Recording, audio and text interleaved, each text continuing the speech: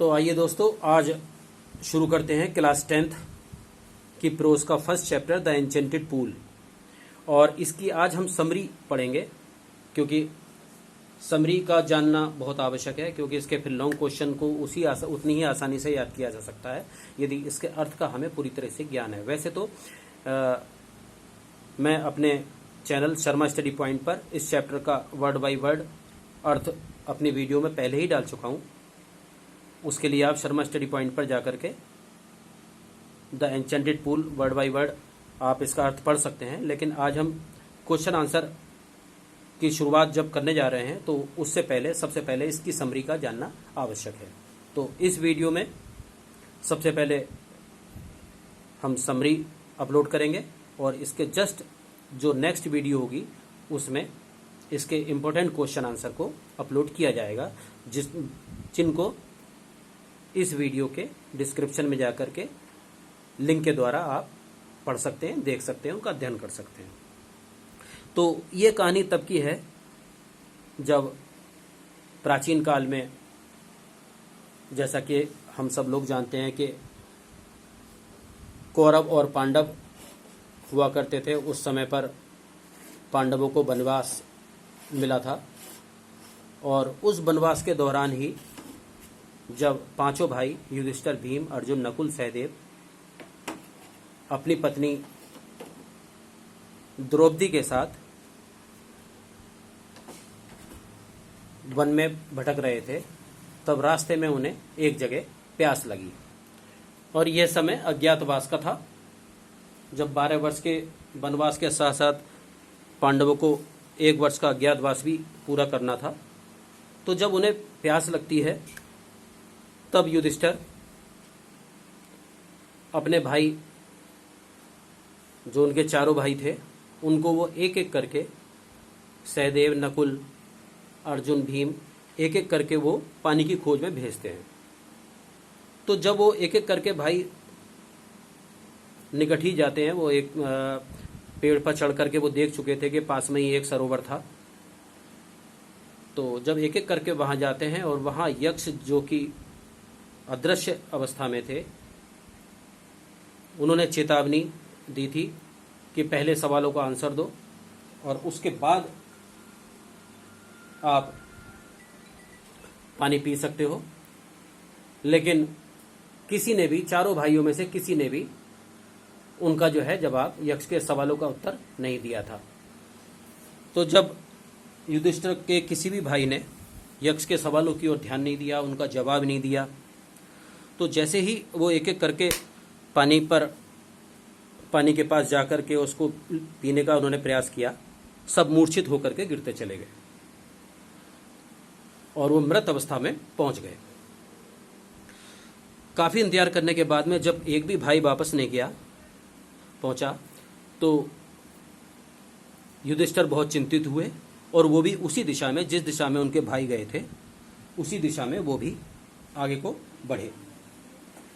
और आगे बढ़ करके उन्होंने देखा कि क्या कारण है जिस वजह से उनके भाई वापस नहीं आए थे। तो जब वो सरोवर के पास गए, उन्हें बहुत अधिक प्यास भी लग रही थी और बहुत व्याकुल थे, पानी से, प्यास से बहुत व्याकुल थे। तब उनके मन में, रास्ते में जब वो पानी के पास गए, रास्ते में उन्हें कई प्रकार के डर सता रहे थे कि कहीं उन्हें किसी ने शराब तो नहीं दे दिया, या वो अभी तक पानी की खोज में ही घूम रहे हैं, या वो पानी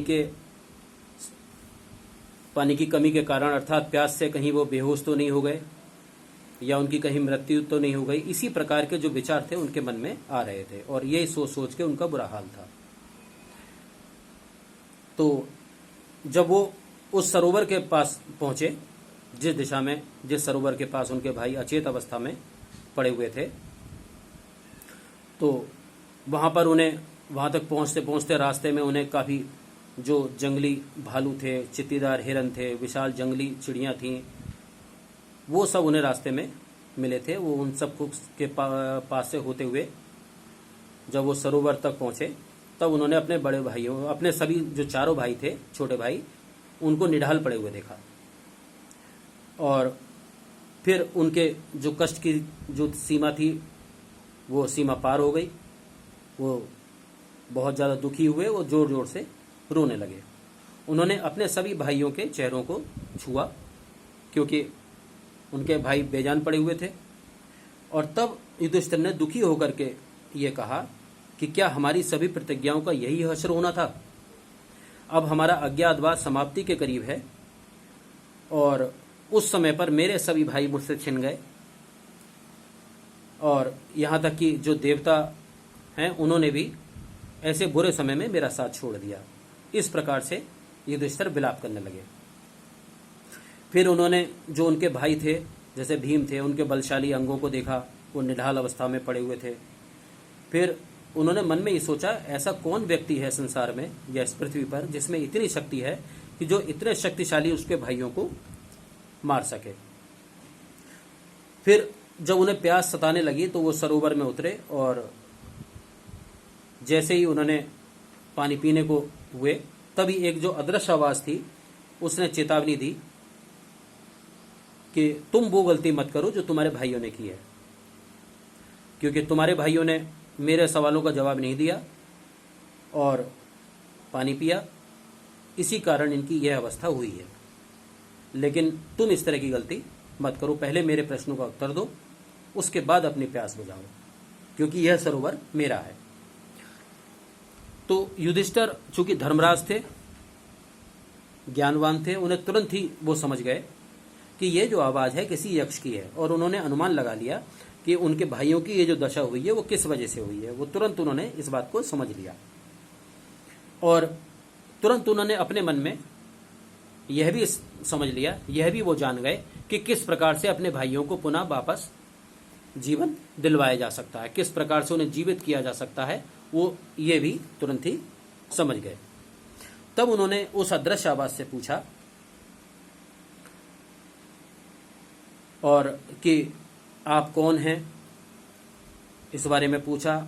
उसके बाद लेकिन अदृश्य आवाज ने पहले अपने सवालों का जवाब देने के लिए कहा। युधिष्ठिर ने उन्हें प्रणाम किया और प्रश्न पूछने के लिए कहा। तो जो यक्ष थे उन्होंने तुरंत ही अपने सवाल पूछने शुरू कर दिए। तो यक्ष ने सबसे पहला सवाल पूछा कि मुसीबत में हमारा साथ कौन देता है, या मुसीबत में कौन इंसान को बचाता है? तो युधिष्ठिर ने जवाब दिया, साहस। फिर यक्ष ने पूछा, किस विज्ञान का अध्ययन इंसान को विवेकवान बनाता है? युधिष्ठिर ने जवाब दिया, किसी शास्त्र के अध्ययन से कोई भी इंसान कभी भी विवेकशील नहीं बनता, बल्कि जो बुद्धिजीवी होते हैं या संत होते हैं उनकी संगति से ही कोई व्यक्ति महान बनता है। और उसके बाद यक्ष ने पूछा, हवा से भी तेज चलने वाला कौन है? उत्तर युधिष्ठिर ने दिया, मन। फिर यक्ष ने सवाल किया, सूखे हुए घास फूस से भी अधिक मुरझाया हुआ क्या होता है? तो युधिष्ठिर ने जवाब दिया कि सूखे हुए घास फूस से भी अधिक जो मुरझाया हुआ है वो दुख में डूबा हुआ मन होता है, हृदय होता है। यक्ष पूछते हैं, राहगीर का साथी कौन होता है? युधिष्ठिर जवाब देते हैं, ज्ञान। फिर यक्ष पूछते हैं, घर पर रहने वाला साथी कौन है? युधिष्ठिर जवाब देते हैं, पत्नी। फिर यक्ष ने पूछा, मृत्यु के समय कौन साथ देता है? फिर युधिष्ठिर कहते हैं, धर्म, क्योंकि मृत्यु के बाद आगे की जो भी यात्रा होती है, आत्मा की यात्रा, उस एकांत यात्रा का साथी जो होता है एकमात्र धर्म ही होता है। फिर युधिष्ठिर से यक्ष पूछते हैं, सबसे बड़ा बर्तन क्या है, कौन सा है? तब युधिष्ठिर कहते हैं, पृथ्वी, क्योंकि पृथ्वी जो है सारे संसार को सब कुछ अपने अंदर संजोए हुए है, यही सबसे बड़ा बर्तन है। फिर यक्ष पूछते हैं, प्रसन्नता क्या है? तब युधिष्ठिर जवाब देते हैं, जो अच्छा आचरण है उसका परिणाम ही प्रसन्नता है। फिर यक्ष पूछते हैं कि वो ऐसी क्या वस्तु है, क्या चीज है जिसको छोड़ देने से कोई भी व्यक्ति सबके स्नेह का पात्र बन जाता है? तो युधिष्ठिर कहते हैं घमंड, क्योंकि यदि इंसान अपना घमंड छोड़ दे तो उसको सबका स्नेह मिलेगा। फिर यक्ष ने पूछा, किसका नाश होने से दुख के स्थान पर सुख प्राप्त होता है? तो युधिष्ठिर कहते हैं कि क्रोध, क्योंकि यदि हम क्रोध करना छोड़ दें तो हमें कोई भी दुख प्राप्त नहीं होगा, यानी कि दुख में हम नहीं फंसेंगे। फिर यक्ष कहते हैं, ऐसी क्या चीज है जिसको छोड़ने से इंसान धनवान बन जाता है? तो युधिष्ठिर कहते हैं लालच। यदि इंसान लालची स्वभाव को छोड़ दे तो वह धनवान बन जाएगा। फिर युधिष्ठिर से यक्ष पूछते हैं, कोई वास्तविक ब्राह्मण कैसे बनता है? क्या वह जन्म से होता है ब्राह्मण, या कोई अच्छा आचरण या फिर ज्ञान जिससे कोई व्यक्ति ब्राह्मण बनता है? स्पष्ट बताइए। तब युधिष्ठिर कहते हैं, जन्म और ज्ञान से कोई भी व्यक्ति ब्राह्मण नहीं बनता, केवल अच्छा आचरण ही किसी भी व्यक्ति को ब्राह्मण बनाता है।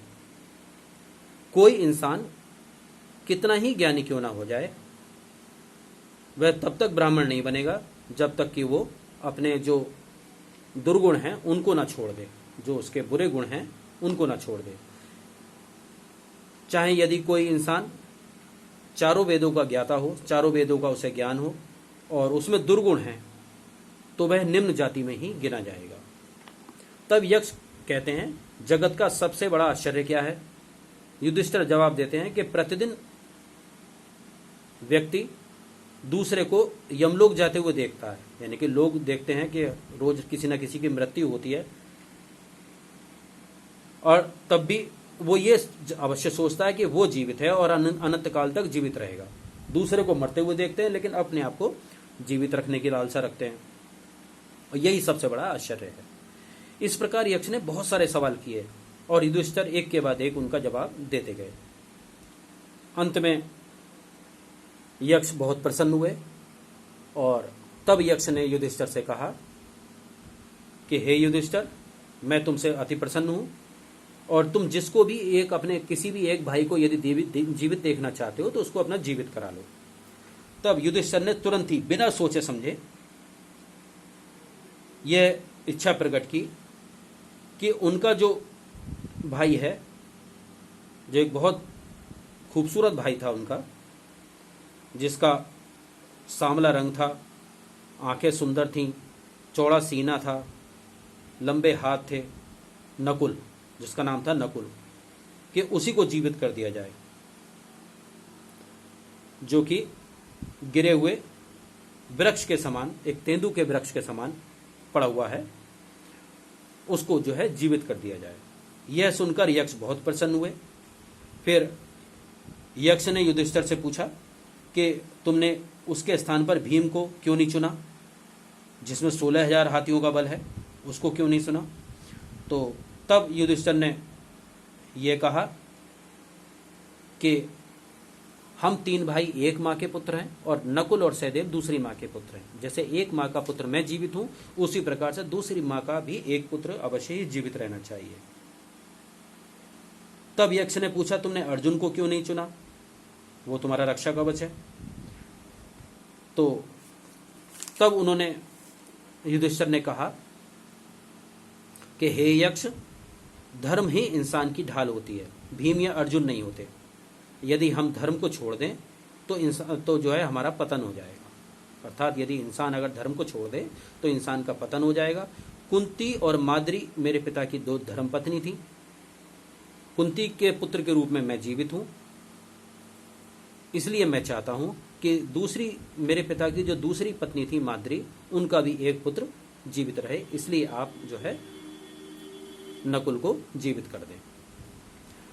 तो जब युधिष्ठिर की इस निष्पक्षता को यक्ष ने देखा तो वो बहुत अधिक प्रसन्न हुए और उन्होंने अपने सभी भाइयों को, उनके सभी भाइयों के प्राण वापस उन्हें लौटा दिए। तब युधिष्ठिर ने पूछा कि महाराज, आप वास्तव में कौन हैं, अपने सही रूप में आइए। तब यक्ष ने अपना सही रूप दिखाया युधिष्ठिर को, क्योंकि वो वास्तव में यमराज थे।